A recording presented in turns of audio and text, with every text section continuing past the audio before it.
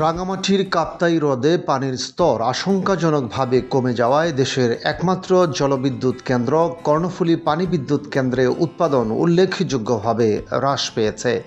শুষ্ক মৌসুমের দীর্ঘস্থায়ী প্রভাব এবং বৃষ্টিপাতের অভাবে এই পরিস্থিতি তৈরি হয়েছে বলে সংশ্লিষ্টরা জানিয়েছেন। ফলে জাতীয় গ্রিডে বিদ্যুৎ সরবরাহেও চাপ তৈরি হওয়ার আশঙ্কা দেখা দিয়েছে। বুধবার সকালে কেন্দ্রের সর্বশেষ তথ্য অনুযায়ী 5টি ইউনিটের মধ্যে বর্তমানে মাত্র একটি ইউনিট চালু রয়েছে।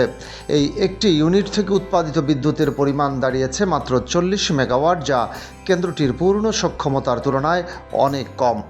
স্বাভাবিক সময়ে এই কেন্দ্র থেকে কয়েক গুণ বেশি বিদ্যুৎ উৎপাদন সম্ভব হলেও পানির স্বল্পতার কারণে তা এখন প্রায় তলানিতে ঠেকেছে।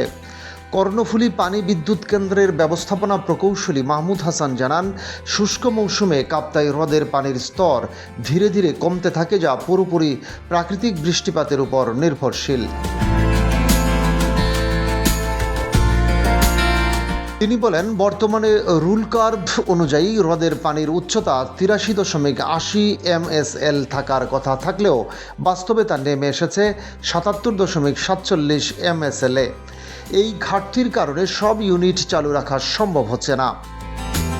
কেন্দ্রের দায়িত্বপ্রাপ্ত প্রকৌশলীরা জানান, কয়েক সপ্তাহ আগেও সীমিত আকারে হলেও 2টি ইউনিট চালু রেখে বিদ্যুৎ উৎপাদন করা হচ্ছিল, কিন্তু পানির স্তর দ্রুত কমে যাওয়ায় বাধ্য হয়ে এখন শুধুমাত্র একটি ইউনিট চালু রাখা হয়েছে। এতে উৎপাদন আরও কমে গেছে এবং পরিস্থিতি ক্রমেই সংকটজনক হয়ে উঠছে।